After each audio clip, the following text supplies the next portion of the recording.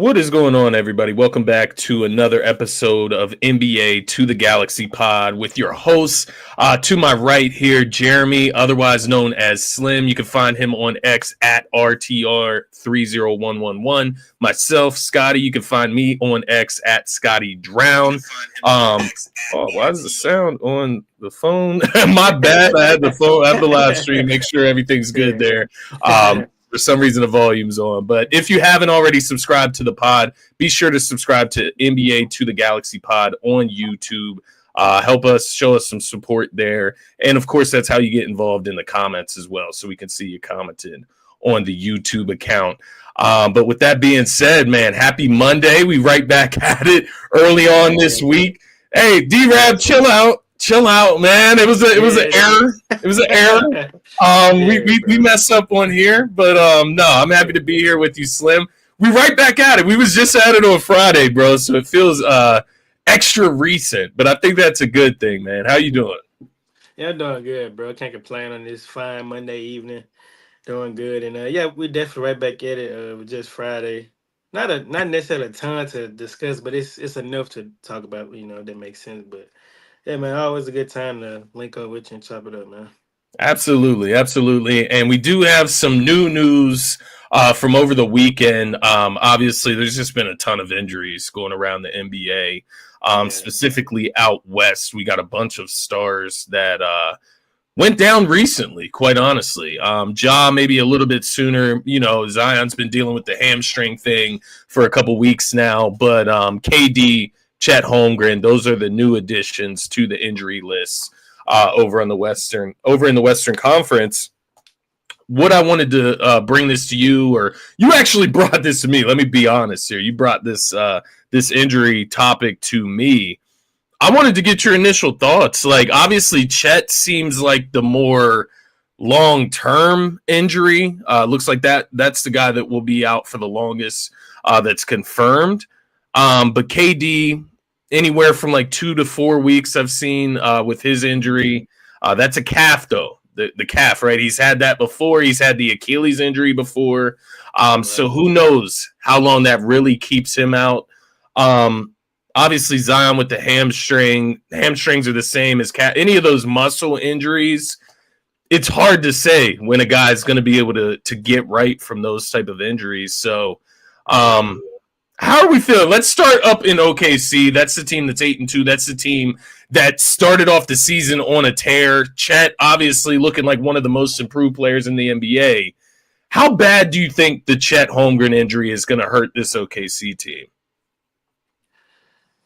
It's going to hurt them very bad for sure, man. You lose a guy who's like the ultimate piece to pair alongside SGA. Stretch big, they can protect the rim at an elite level. Yeah. Losing a guy like that, you just can't replace him like that nowadays. And, it's definitely going to hurt them for sure. Just an unfortunate situation. Obviously it happened last night against my Warriors. Just seeing the way his body was in mid-air, you just kind of like gasped for air because that did not look good at all, man. And then when for a 7-footer especially. Yeah, when he fell, man, you could just hear him, screaming in pain and agony. It was just not a nice sight to see for sure. But just hoping that he get healthy and he can come back and hoop, because it's always nice to play a young exciting team like that for sure. Always a good game, but yeah, it's definitely going to hurt them for sure moving forward. Yeah, I do agree with you, and the other sucky part about it is that they do not have Isaiah Hartenstein back either. So like, maybe that will soften the blow a little bit, right? But the idea was seeing both of them together, like playing on the same unit sometimes, maybe even starting side by side if there's room for it, right? But the idea was to have them there either together or, one backing up the other. So this is definitely a little bit of change of plans. You look at Chet this season. Like even last night, they even had Dort playing center. Yeah, and that's crazy. That's extra small ball, right? Yeah, like really small. Yeah. Lou Dort, he's what, like 6'6" max, like 6'7", 6'4", 6'4". I mean, he's sturdy, but like, damn, man, you're gonna have to try some different things. They do have the other Jalen Williams, the bigger Jalen Williams, the floor spacer, but he's also on the injury list right now. So, maybe you get him back soon. Maybe you get Hartenstein back soon. It says Man, it says they're not due back until December 3rd, man. That's ESPN. I don't know how accurate that is, but this is definitely going to hurt the Oklahoma City Thunder. You look at Chet Holmgren this season, 10 games played, 16 points per game, 8 rebounds per game, 2 assists, close to 3 blocks per game. So he's doing it on the defensive end, 51, 38, 78 shooting. He's going to be missed, man. I'm curious how much it really hurts them over in the West, because it is the Western Conference. Let me ask you this. Let me go to the other Western Conference team that just lost maybe their best player, right? The Phoenix Suns. They lose Kevin Durant. Which one do you think is a bigger loss? And maybe that's a dumb question given who Kevin Durant is. That's a great question. Who do you think's the bigger loss? That's a great question. I'm not gonna hold you. I think the Chet, man, because when I look at the Suns, they still had a luxury of having a guy like Devin Booker. A guy that can go get you 35. Yeah, Bradley Beal, not no scrub neither. And they got a nice team put around them. When I look at the Thunder, it's like, okay, besides SJ and J-Dub, who's going to be that third guy to give you at least close to 20, basically make up for what Chet was giving you. And don't get me wrong, I got a ton of guys that can do that, but it's just easier said than done for sure. So I would probably say that Chet, man, because the Suns, they can withstand, against certain teams. They can hold up and get some wins. So I would probably go with Chet on that. Yeah, I do feel you, because Chet changes the entire dynamic of the entire roster, quite honestly. Like, having that guy in the paint, able to grab rebounds, able to floor space, protect the rim, it just makes a huge difference in your team. Not to say that KD. Anyway. Yeah, exactly. Yeah. And it's not to say that KD isn't maybe a better player even. At this point in his career still. He's averaging 27 points, 6 rebounds, 3 assists this season. So he's still playing at a very high level, obviously. But like you said, I feel like Phoenix just has players they can give a little bit more playing time to. Guys like Grayson Allen, that's kind of fell in, a little bit out of the rotation a little bit there. Maybe he gets inserted, adds a little bit of shooting. They got some options to kind of fulfill that role. On top of that, Devin Booker, he hasn't been playing good yet. Right. Yeah, and maybe a bigger workload is good for him. Yeah, he can get him in a better rhythm, maybe. Yeah, he can finally get through this, because he's shooting 32% from 3-point range. That's not good. And then he's shooting 42% from the field. Yeah. So that's not good. At least to the level that we hold D-Book to anyway.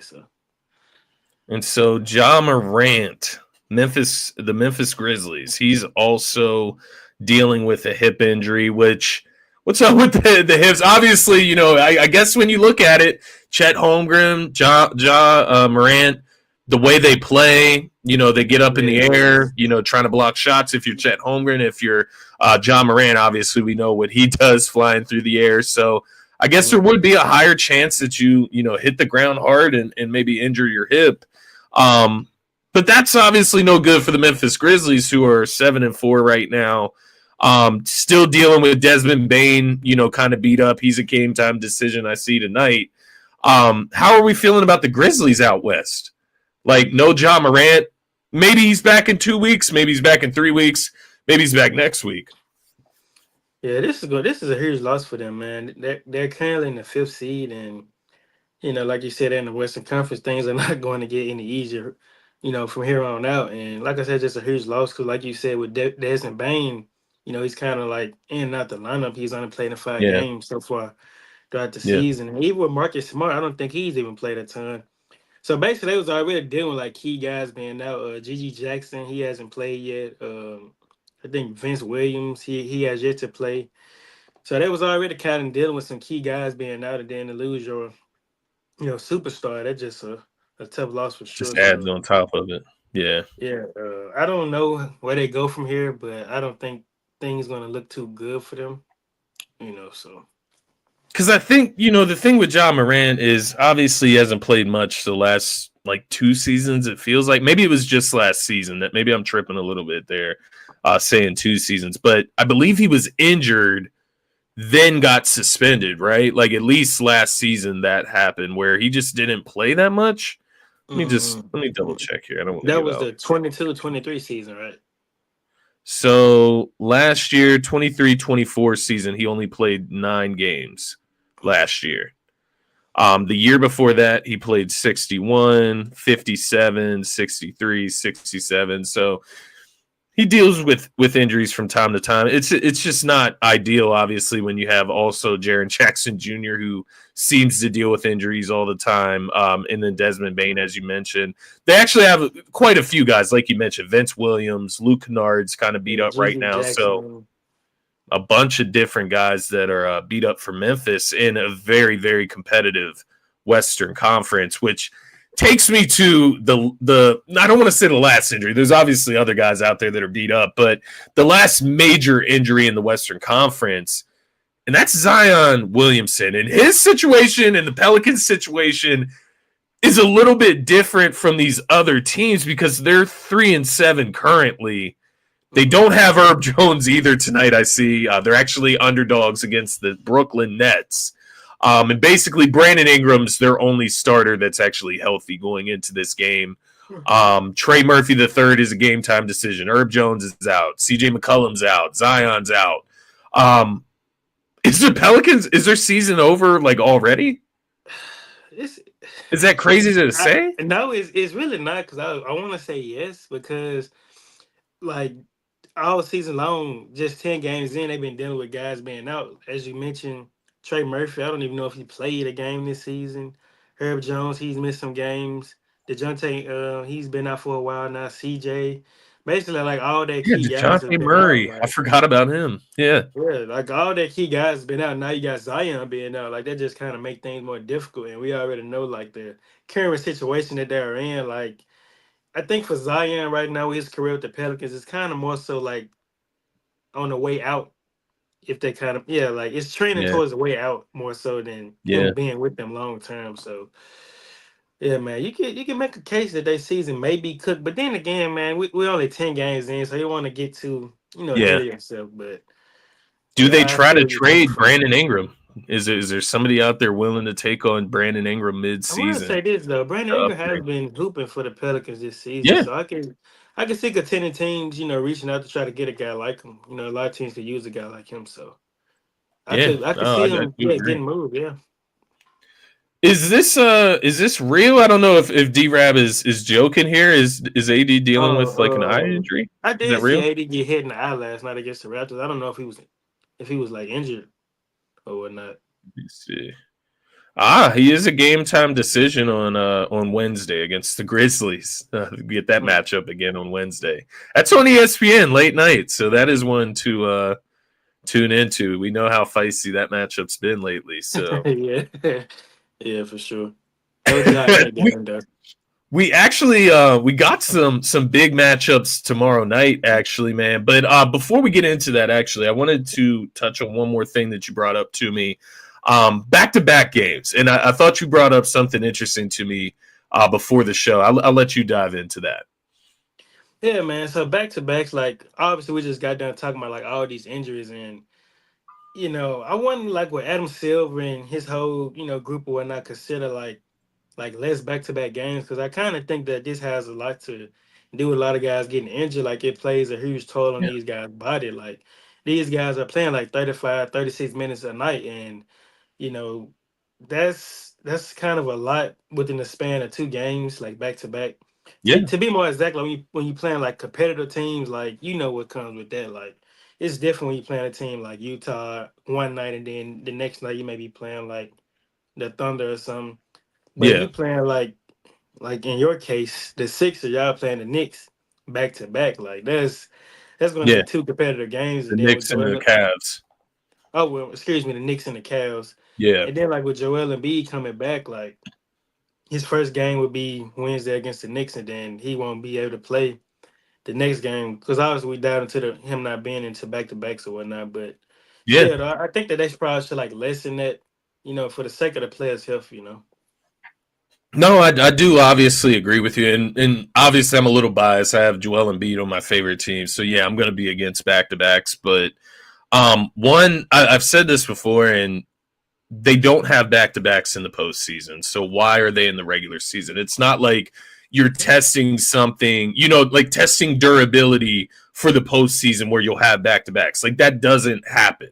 They have at least one day or one night in between each of their games in the postseason. At least one. At least one, sometimes two, right? And so that's one side of it, right? It just doesn't really make sense towards a final product. But then on top of it, it makes the product worse because we're going to get the Sixers playing the Knicks on Tuesday night, right, in right. Philadelphia, and we'll get Embiid returning, and maybe we finally get to see Paul George and Embiid play together and see that tandem. But then you play the Cavs the following night, the undefeated Cavs. That should be a marquee matchup between Embiid and Paul George versus the Cleveland Cavaliers that are undefeated. But you're probably not going to see Embiid on Wednesday night on a back-to-back. You might not even see Paul George on a Wednesday night on a back-to-back as well. And so then you get to Wednesday, and it's what? The Sixers without Embiid and Paul George playing the undefeated Cavaliers. Who even wants to watch that?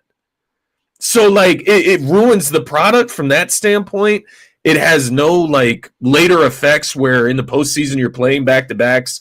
You're not going to Boston and playing, game 1 and game 2 on Friday and Saturday night. Like, that's not happening. So I don't understand the point in it. I don't understand putting the players through, like, that type of test. It doesn't make sense to me. But I mentioned Embiid coming back tomorrow night against the New York Knicks. That is the early game, I do believe, on the is it ESPN tomorrow night? Is that where the Warriors and Mavs are playing as well? TNT. Okay, so they'll be on TNT tomorrow night taking on the Knicks. That's part of the NBA Cup that is starting tomorrow night. So be interesting seeing Embiid back on the floor. I obviously got to talk about that a lot over on my Philadelphia YouTube channel. Very excited with them getting a W last night against Charlotte, seeing the Jared McCain show last night. Now getting Embiid back, I'm getting a little bit more excited about my Sixers. But big time win for y'all last night. The big matchup in my eyes tomorrow, man. It might be out west with your Warriors and a certain Klay Thompson coming back to the Bay. I'm interested in your thoughts going into this matchup, man. Kind of rekindling that Klay Thompson flame, man.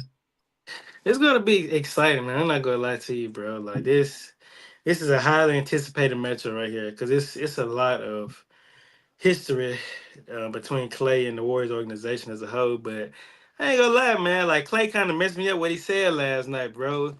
He said, "I'll be good to see the people that you grinded with, obviously, but to me, it's just another regular season game in November." Like what? Like come on, like no lie. If this was like our third time playing them, I can see where he's coming from then. Like in terms of saying it's just a regular season, another regular season game. Like, bro, come on. This isn't just another game. Like back in the Bay. Like your first game back here, bro. Like you spent your whole career here. Like obviously him and the Warriors front office organization did not leave off on the best of terms, but bro, you still got a relationship with Dre, Steph. Y'all guys are still pretty close. Still close with a lot of young guys over there as well. So for him to say that is kind of funny, but Draymond say he's going to run through his fucking chest, so that should be funny. So that's gonna be funny if we see Draymond yell in Klay's face. That's gonna be next level. Do you remember that clip with Team USA when Kobe had ran through Paul Gasol's chest? Yeah. I like that, yo. He should though. Send a message, bro. Like you're not on the same team anymore. It is interesting. I get it from Klay. He's just not trying to build up this big moment. It's already going to be big enough. So he's trying to undersell it to like let the hype die down a little bit. He's probably nervous as hell going back to the Bay. He's probably nervous as hell. The Warriors are playing really good basketball right now. The Mavs are a 500 team. His play has kind of dipped down a little bit in recent games. So he's probably just a little nervous coming back to the Bay. I will say, though, imagine the matchup if y'all play the Mavericks in the postseason. With the way y'all are playing right now, the way Mavericks Kyrie is playing out of his mind right now for the Dallas Mavericks, but imagine that matchup in the postseason, Klay coming back to the Bay and playing some playoff basketball. Man, that would be like the atmosphere would be crazy, bro. Like, it would be nuts. I don't even know. I don't even know what like, I would. I don't even know if they would be. It would kind of be a cheering and booing for him. Maybe I don't know. Maybe the first game in Golden State and Klay coming out, right? Maybe you get some cheers then, but after that, it's like you kind of forget about it until the end of the series. Yeah, that's interesting, man, because it's very possible that you guys could match up with them at some point in the postseason. Just given the standings. So what the Phoenix Suns, or excuse me, not the Phoenix Suns.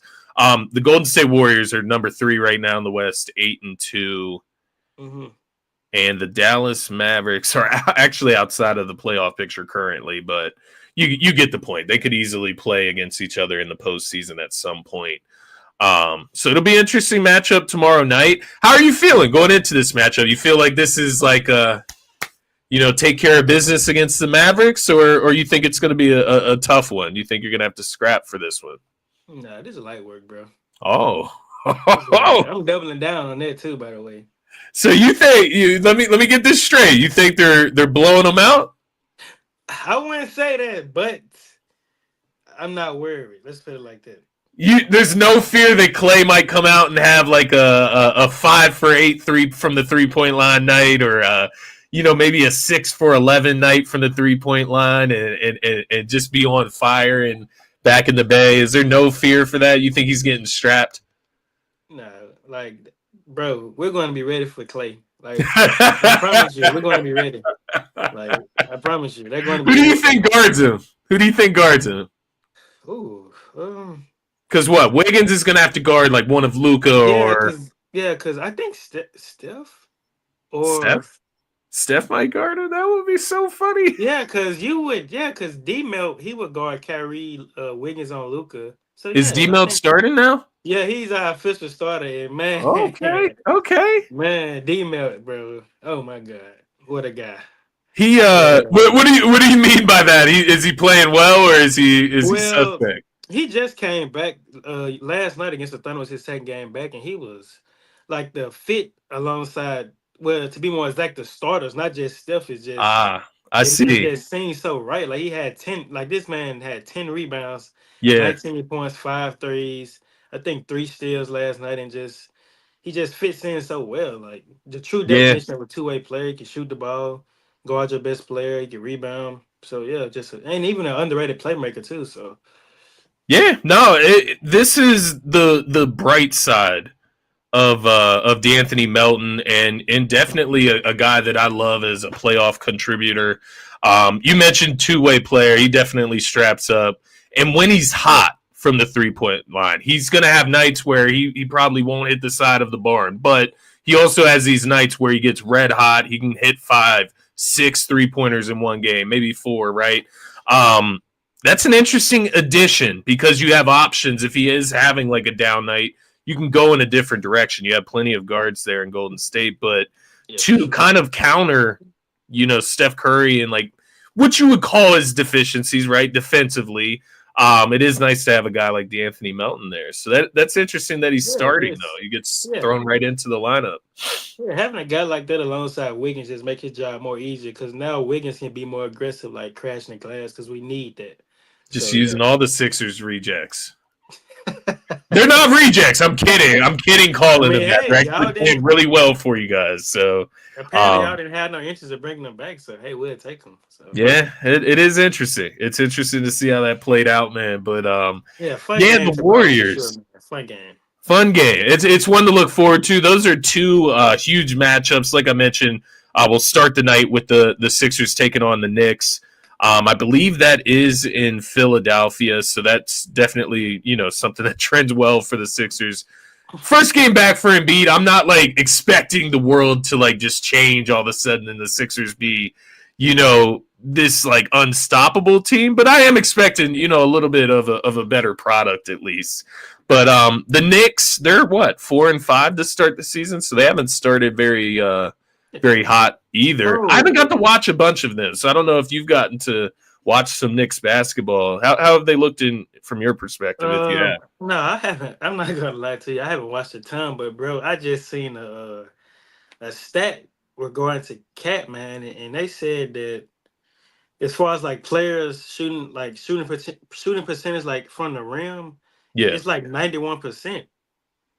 Like that is crazy to me. Like guys are finishing that much around him at the rim. Oh, 91%. okay. So I see what you're saying. Yeah, that's crazy. So he's basically like a turnstile Yeah, at the sweet as a rim. lollipop in that paint. That's what it is.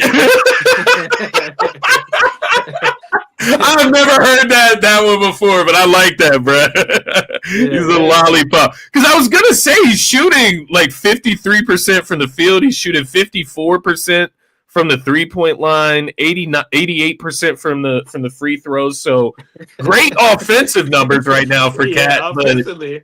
This man is But a lollipop in the paint. But then again, though, Scotty, like it could they could sort of get back because they have two elite wing defenders, and Josh Hart not necessarily just a scrub on defense neither, but Yeah. It's just I don't know. Cat got to get some dog in him down there, man. It's just sweet down there. So he is, yeah. No, that was my thing, man. Last year playing against the Knicks in the postseason, seeing it firsthand, just specifically against the Sixers. I can't speak for the rest of their postseason run. Yeah, that's fair. Isaiah Hartenstein killed us. Oh yeah, killed us. I tapped into that. Man, killed us. And so when I saw him leaving the Knicks, it's like, yeah, like that was like a good thing. Like I'm not speaking on them getting Cat and after that, but I definitely defensively would rather go against Cat than Isaiah Hartenstein. But offense, whole other animal. We'll finally get to see that matchup tomorrow, at least a little bit, right? No Tyrese Maxey, but Paul George and Embiid should be ready to go for that matchup. So I'm looking forward to that. One last thing we need to get into before we get out of here, man. Most surprising team so far through just about 10 games for everybody in the NBA. I'm going to throw it to you first. Who's your most surprising team so far, my man? My most surprising team, it got to be the most obvious, and that's the Cleveland Cavaliers. I mean, this team is legit. Like, no bullshit. This team is legit, man. Like, these guys, like... You got that first-hand spanking, huh? Come on, over the weekend? We're not first... Please, let's not get started on that because... You was texting me during that one. Yeah, that one was bad. That was bad, but it's all good. Like, bro, Ty Jerome was hitting... Oh, my God. He was just hitting some crazy... And he used to play for y'all, right? Yeah. Am I tripping on that? Yeah, I thought so. He was hitting some crazy threes, bro. Well, actually, that whole team was like Isaac Okoro. He could not miss. Like, it was just, like, couldn't believe it. But this team is legit. Like, they have 4 all-star caliber players, 2 guys that can make all defense. Darius Garland, man, that brother has been on one this season. Like, he's here to show people that, hey, man, I'm still here. I was hating on him. I had one bad season, but, hey, man, I'm still here. And it's just the depth that they have, too. Guys like Karis LeVert coming off the bench. Keep in mind, Max Strus hasn't even played a game. You ain't lying. So, yeah, man, this Cavs team, this is definitely the most surprising team to me. No doubt, man. For sure. They could definitely make their way to the NBA Finals easily. Especially when you look at the East right now as well, right? They're right there with Boston. I would actually like to see that matchup full strength, though, right? Like Boston fully healthy, Cleveland fully healthy.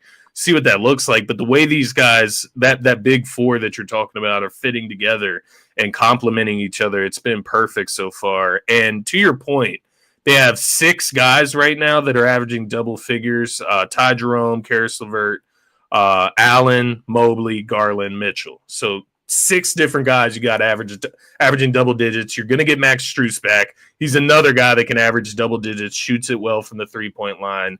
Yeah. So a very deep team. And the reason I'm saying I agree with you, they are the most surprising team. There is no other answer that you can go with, at least in a positive sense, right? There's some negative surprises, but In a positive spin, it has to be the Cavs. And I know maybe a week or so ago, I was questioning like who have they played so far this season. They haven't played anybody. They haven't beat anybody worth noting. Since then, they beat the Milwaukee Bucks twice. They beat the Orlando Magic. They've beaten the New Orleans Pelicans. I know they're beat up. They've beaten the Warriors, and they just have recently beaten the Lakers as well. So there's quite a few playoff teams mixed in there. That being said, the other side of the bucket, I would say, with most surprising in kind of a negative fashion, would be the Milwaukee Bucks. And I know it sounds funny coming from me, a Sixers fan right now, with the record that they have. But at least the Sixers have, a multitude of injuries that they've dealt with over the first couple of weeks of the season. The Milwaukee Bucks, I know they're dealing with Chris Middleton not being there, but once Chris Middleton hasn't been there the last 2 seasons. So where are the Milwaukee Bucks really going in the near future? I don't really know about it. You had Giannis, doing the fake handshake thing to Jaylen Brown. That was I thought that was super, super weird because Jaylen Brown, to me, man, is one of the he a cool dude, bro. cooler He's dudes in the league. Like the old school type of guy. Like he's not a guy with disrespect. Like go out of my way to disrespect him. He just seems like a very thoroughbred dude. But Giannis, man. What I thought about that though, I think Giannis kind of tell me like Jaylen Brown. I think Jaylen Brown has probably dunked on Giannis the most in the NBA. I really think that. Now that you say that, I do remember at least 2 times he's dunked on him. He dunked on him a lot. I'm not gonna lie. So I think that kind of plays a factor into that. He just doesn't like him. But that I don't know. How do you feel about the Bucks right now? Like just from the opposite end of surprising. Like, did you expect them to be this bad? I'm not gonna lie, bro. You kind of read my mind because as we was finishing up this show, normally go through the routine. You asked me, do I have something to say? And I was just gonna say, watch out for them Bucks, man, because I don't know, maybe Giannis to the Sixers or Giannis to the Warriors. Dame Dollar to the Warriors, Dame Dollar to the Sixers. They're gonna start selling. Hey, I don't think things just gonna turn around for them. That's the point I'm trying to make here. So yeah. With all due respect to Doc Rivers, I don't have anything kind of positive to say about what he has been doing this season. But once again, it's not the man's fault. This roster kind of constructed just sucks, man. Like Bobby Portis is not shooting good. Brook Lopez is not shooting good. Pat Connaughton not shooting good. And you start to wonder, like, when would these things start to click? And you're 10 games in, and your schedule is not going to get any easier from here. So if not now, when would things start to click for them? And that just hasn't seemed to be the case. So for me, man, I just think the Bucks at this point is just a play-in team. Like even when Chris Middleton do come back, I'm just not high on him anymore. Because what's he giving you? Fault, what's he giving you? 20? 20 max, like 20 a game? But okay, he give you 20, but on the other end, he's giving up what though? 30, right, because he's older, he's beat up, he's coming off an injury, he's not going to be 100%. You're getting like max out of Giannis and Dame right now, so like you can't for like what 6 or 7 points a night. yeah, literally. So you can't get any more out of those two. You mentioned Bobby Portis; he's having like a career low from the 3-point line. Only 12 points a game. You got Brook Lopez giving you under 10 points a game, so. It is not looking great for the Milwaukee Bucks, and that's why they are kind of my most surprising team. I wasn't high on them coming into the season. I think I had to make the playoffs at least. Yeah, I had them making the playoffs. I had them out of the play-in tournament. I think I had them at like the 5 seed or something like that. But I will say Doc Rivers is a horrible head coach from my experience. Yeah, from it firsthand, huh? Yeah, he's a horrible head coach, especially when you're a team that needs to find something deep on your bench, like from a young guy, a young player, because that's like the only option that they have. They're trying to trade guys, and they're not getting any bites around the league, right? But could you get something from the young guys? I think you can, because you had this conversation Friday when they started Andre Jackson Jr. They won their second game of the season. Yeah, so that's kind of the direction you have to trend towards. It's just not what Doc does. I always said this with the Bucks. They kind of panicked, man, when they made that trade for Dame. Like, this is no knock on Dame. He's one hell of a talent. But giving up one of your best defenders, that just doesn't make sense. Like, Yeah. offense sells you tickets, but we all know defense wins you championships, man. Like, Yeah. they don't have a defensive identity. Yeah. Not at the head of the table, and Drew Holiday is gone. Yeah. So Because Dame is once again a turnstile. He's a cone, right, yeah, on you defense. swapped out, offense for defense. Yeah. I mean Yeah. And you defense for did. offense. Did you really need, offense at that part of your team, right? Like maybe you did need more offense. You needed a scorer, you needed shooting, floor spacing, but But was it worth of giving even away Drew letting Holiday? even letting Malik Beasley go over the offseason, like he had a great season for them. You know what I mean? Like Yeah, well, I, better than Gary Trent Jr. for sure. yeah, Yeah, exactly. They replaced him with him, and he's having like career lows he's just not the shooting. playing It's level. disgusting right now. So I don't know where Milwaukee goes. That's why I said, like, yeah, the Sixers have they're a team with only 2 wins as well. They came in with high Yeah, expectations. y'all situation kind of different though, man. At Like least we y'all get best Embiid back player hasn't even tomorrow. played it. Yeah, y'all best player hasn't even played yet. So Yeah, so there's a little bit of hope there, a little bit of excitement. You saw my man Martian getting on me on the last show. yeah, I was Um, stepping into that. Yeah. let me ask you this, man, real quick before we get out of here. We got some matchups starting at 8 p.m. tonight. Let's run through here. I want to get your picks for the games tonight. We got the Cavaliers at the Chicago Bulls. Can the Bulls give the Cavs their first loss of the season? If everybody healthy, yep. It looks like Zach LaVine is in. Lonzo Ball is out. Looks like he's out until December, actually. Dang it. I'm gonna go out on a limb and say that the Bulls gonna get a Cavs their first loss. That's interesting. I'm not against it though. I can kind of see it. It's in Chicago. It's a little bit of a letdown spot. Chicago's not that bad, right? They're a decent team. 2-6, better than the Bucks. So. Facts. Wizards at Rockets. We got the Rockets 12.5-point favorites at home. Yeah, I'm gonna go with the Rockets. They're at home, like you mentioned. So yeah, I'm gonna go with Houston on that. 6-4, trending in the right direction for Houston. We got the Brooklyn Nets taking on the depleted New Orleans Pelicans in New Orleans. No Zion, no Herb Jones, maybe no Trey Murphy the third. He was a game time decision, I saw. Yeah, I'm gonna go with Brooklyn on that, man. They've been playing some pretty good basketball. Like even Yeah, they played the Cavs. They lost, but they put up one hell of a game against them. yeah. Cam Thomas once again averaging over 25 points per game this season. He is a scorer. He takes a lot of shots on that team, of course, but he can score the rock for sure. For sure. Maybe I think the next matchup's the best of the night, but this is a pretty good one. You have the LA Clippers taking on the Oklahoma City Thunder. No Chet Holmgren, so first game without Chet. How are we feeling about this one? Man, Zubac is finna eat on the glass tonight. I didn't even think about that. Yeah, man, I'm gonna go with the Clippers because Norman Powell, that brother has been balling, man. Like you he talking has, about, man. What it is, addition from subtraction or something like that. He said with Paul George left. Yeah, he's averaging 25 right now, Norman Powell. So that'll be an interesting matchup. There's part of me that feels like the Thunder are going to come out and like try to prove, like we haven't lost that much. They definitely finna be that type of time for sure. It's going to be tough though. Like you mentioned, Zubac's playing well, Norman Powell, James Harden kind of the head of the snake there. So we'll see what that looks like. And then finally, all these games start at 8, so it's not like the last game of the night. They all start at the same time. We have the Sacramento Kings at the San Antonio Spurs. So I believe Malik Monk is out for the Kings tonight. But I still like the Kings in this one. I think they're just a better team than the Spurs. Yeah, I got the Kings winning this. I don't see why they should lose.